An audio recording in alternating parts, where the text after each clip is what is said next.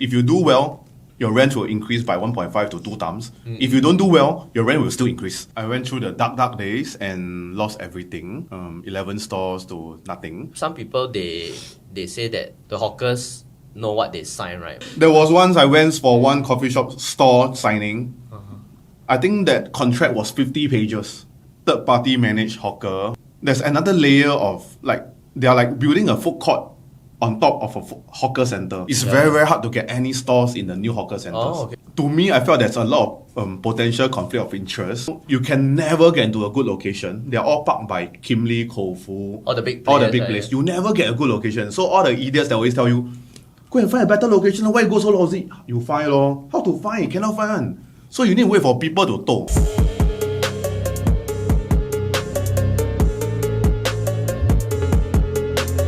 Some people would say this is a lost cause. Can we ask why, despite the overwhelming odds against F&B operators, do you still take up this crusade? I wish to help even more F&B players, F&B friends that really going through all the tough days. Why do you still have the energy to do F&B related content despite the scars of the past? A public voice. I think that it needs to have a public voice. And when I was in there, I couldn't say anything. I couldn't speak because I'm afraid that people will go to my staff and, hey, what your boss say, kind of thing. Don't go silently into the dark, right? Yeah. I don't dare to. I cannot say this when I was still inside the scene because my family, my staff, my suppliers, my landlords, they will all watch. They'll watch and they won't be happy if you talk more about all this rental, the costing involved. You'll be scared to get blacklisted, but now there's nothing to blacklist you from. Already blacklisted. I'm already blacklisted already. So yes,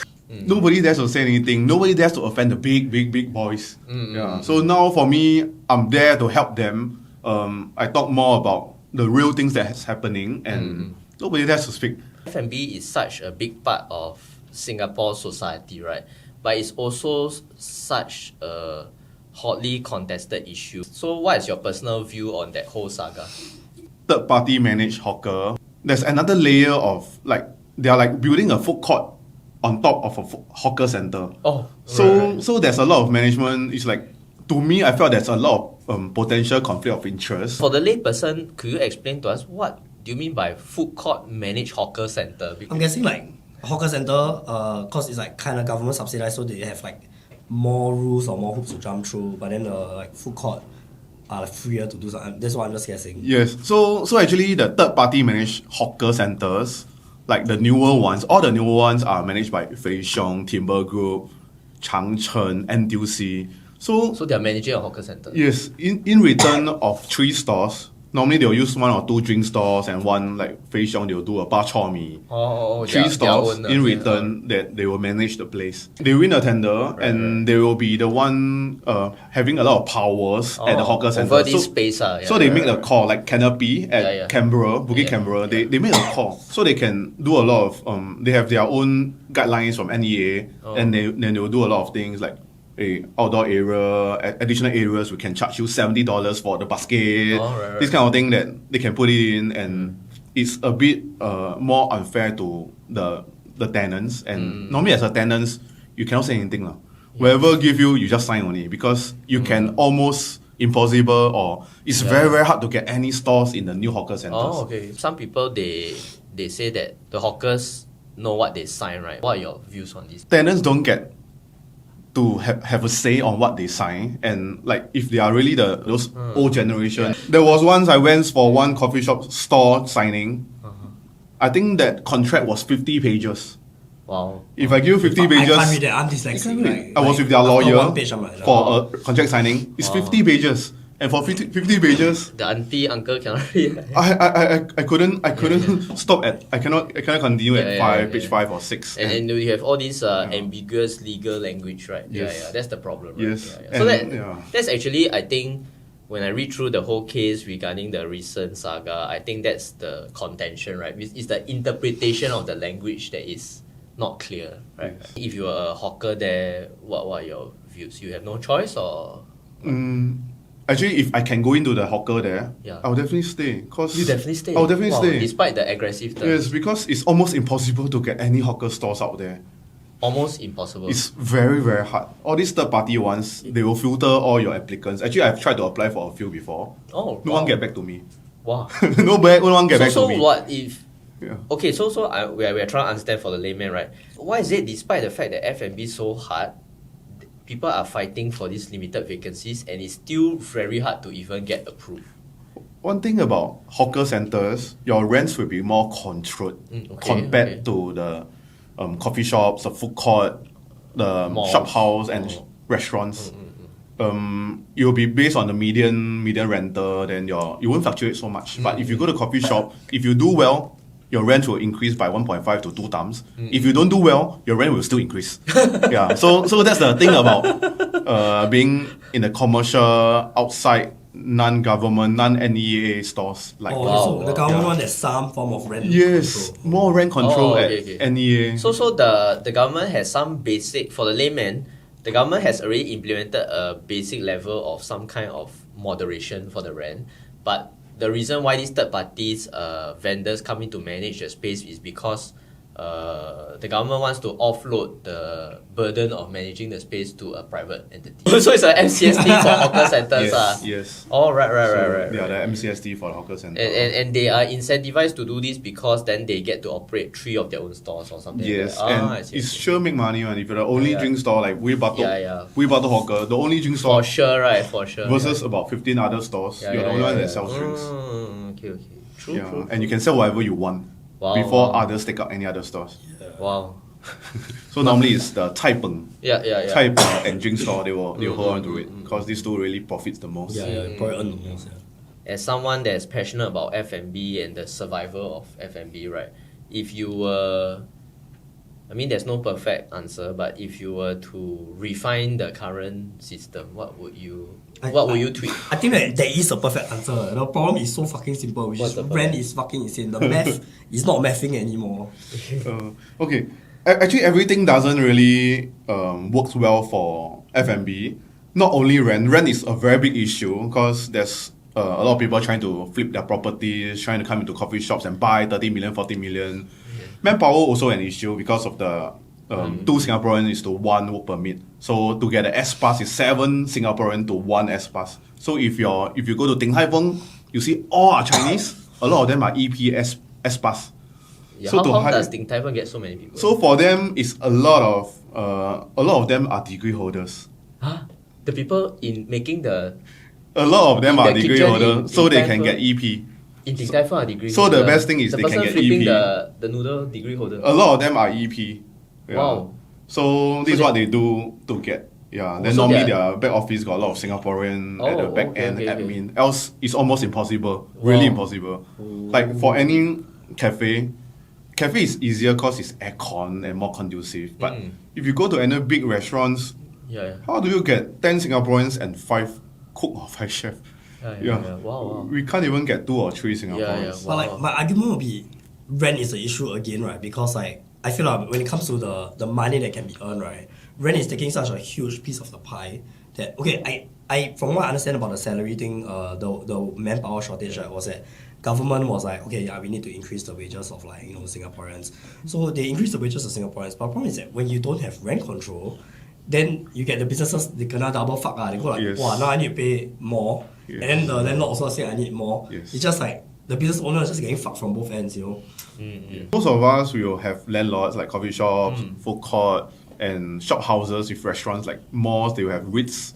And normally they will increase your rents. So when your rent is increased, your margins are all decreasing and you cannot pay people more. So on top of it, government still wants us to increase the progressive wage model. We have to increase. So in the end, there's almost no profits. So like everything looks really bad, Keat. So where do you think this is heading? Or is this doom? Will we see a lot of like local F&B closing and more chains coming in? Will we or have we already? Yes. Actually, a lot of stores are closing. Really, a lot of stores are closing and on the verge, especially when the RTS is up. The link to Malaysia, right? The real link to Malaysia. Once it's up, there's even more closures coming up. Because what, people will just take a train to eat. Yes, it makes more sense to go over there to eat seafood. If you're seafood or mookata, people go there and eat family food. it's so much cheaper. You can stay one more night of another breakfast, and it's within $200 or $300. Over here, each person is $100.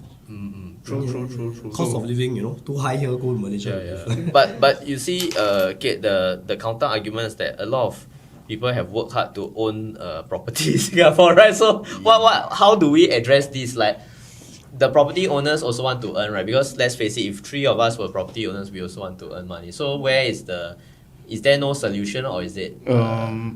Actually, out there's a lot of empty units. Really a lot of empty units. So we should find ways to fill those empty units before we build even more places, more commercial spaces for people to open F&B restaurants. And we need to try to fill these spaces first before they...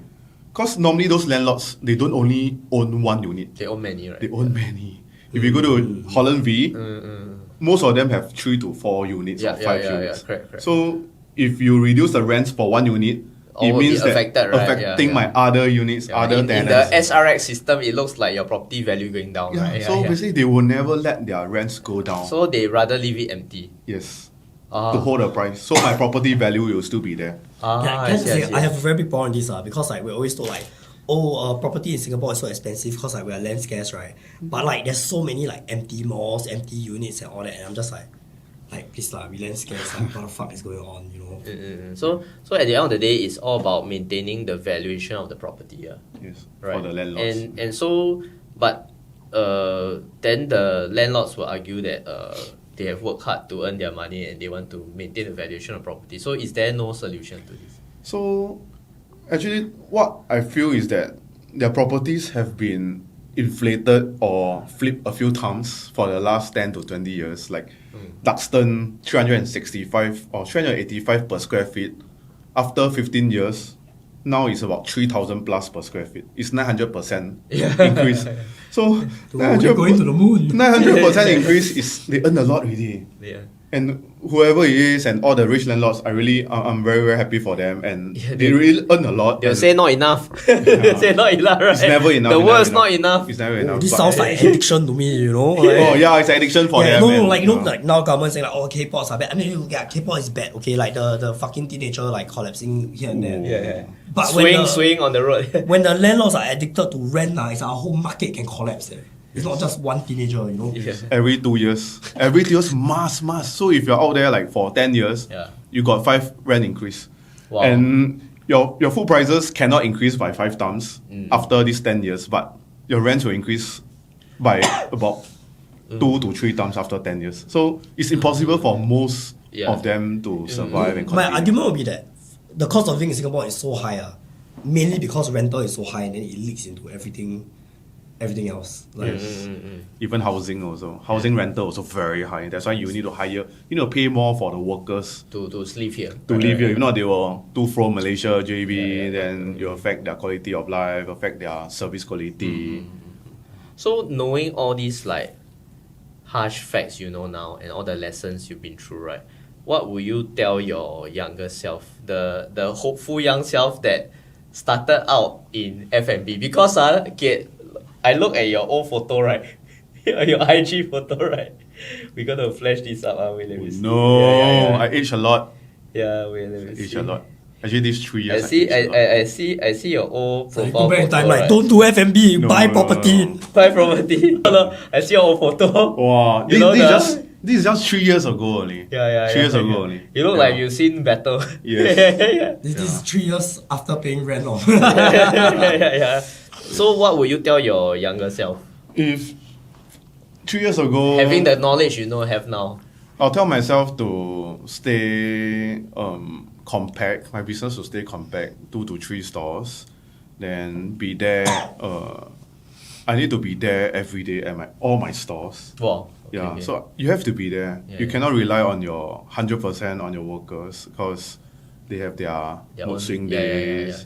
Bad days. So it's hard to let others run the business for you. So any new guys they came to me, can you help me open? I'm like, will you be there for more than 70-80% of the time? If you will, I will. If not, I will not open for you. Because not recommended. It's not recommended. In this current ecosystem, It's not recommended. sure to one. Right? Yeah. Sure to. Really sure. Sure. You're very, very I'm confident. very sure. Because now you can never get into a good location. They're all parked by Kim Lee, Koufu. All the big All the players, big right? places. You never get a good location. So all the idiots that always tell you, go and find a better location. Why you go so lousy? You find lor. How to find? Cannot find. So you need to wait for people to tow. And all these places, normally you will park. Like shopping malls, Tampines Mall, Tampines 1. Yeah. You need to wait 3 years to get a unit there. Wow. Because they are so highly contested. And normally you need to have link to CapitaLand, to all these big players. Right. Then you can go in. Oh, Then right. for coffee shops, normally you will need to get a bad location. You do well there, they will give you a better locations. Oh, that's how it works. It's how it It's works. damn Wow. ruthless, eh. Yes, for those Wow. bigger players, normally they will, all the sales managers will, hey, who are you? Hey, I need you to take 2 or 3 units at one go. Wow. You cannot just take one. Take one, I won't give you. Huh? Yeah. And they're able to find people. Yes, they can. Huh? So normally Just it's say those yes until bigger. they fuck up, oh. Yes. So who are these people saying yes to these aggressive terms? That's what we want to know. There's a lot of bigger chains out there that they got the resource. You need the resource. So Sounds like we're talking about some mafia or something. like, You really need why, the resource. Why are these bigger trades even? Yeah. That means people with enough money still view F&B as a very viable business. It's just that for independent player, it's very hard. It's Is very that hard. is It's that not for you peasants, you know. Yes. like- Oh, so it's not a peasant game. It's like a lot of landlords, they have abundance of cash in the bank, 300k, yeah. 500k, they throw the money in, hey, open 5 stores for me, open 10 stores for me. Wow. Like you see all the Shaola, what is that? Yeah, I forgot what's that store called. Some of the Char Siu Peng, correct. they open 10 stores within 1 year. Wow. Because they got the money. Oh, like Flash Coffee, right? Yeah, Like- Flash Coffee. They also flashly left lah, actually. Yeah. They also flashly left lah. Yeah, Flash Coffee. So when you have the resource, it's very easy. Then you need the links and you need those people to help you to really. If you have a big quantum, you can go in big. Oh, They want you. So these people, they still feel there's good profit to be made. There's still profits and it's still stable if your food is okay. Yeah. Now the food outside is normal already. You cannot find a very crazy food. Not okay. the like 20 It's years ago. safe investor friendly food, you know, like. Yeah, so if you go in Okay. into a chicken rice, Yeah. you go in a cai peng, you'll be safe. You'll be safe. You'll really be safe. Yeah. Yeah. So the concern here is that locally it is hard for F&B innovation because the only way to make money F&B is to either be a chain or to be very safe. Be a chain or very safe or you need to have links to Link. go in. You need to have your uncle auntie to be a coffee shop owner or owner of the supplier chain. or- I see. You see, a lot of the bigger brands out there, they are the relative of coffee shop chain. So Oh, wow. they can get the units there. Oh, I see. Yeah, I if see. not, they'll give you the whole chain of Western Their cousin got stores. one Vietnam farm or some shit, then you get Yes. cheap stuff. Oh. Yeah, Okay. if not, you can never get good location. Wow. Yeah, good locations are never for smaller players. Obviously, this will lead to risk of all the food becoming more or less the same. Yes. So it's like local food culture doom, or Local food. or is it going to a very filtered direction? Yes, you'll be a very I think filtered. it's already gone there. It's Oh, gone there. wow, It's gone wow, there. wow, You wow. see how many Yuki dark rice is there. Oh, okay.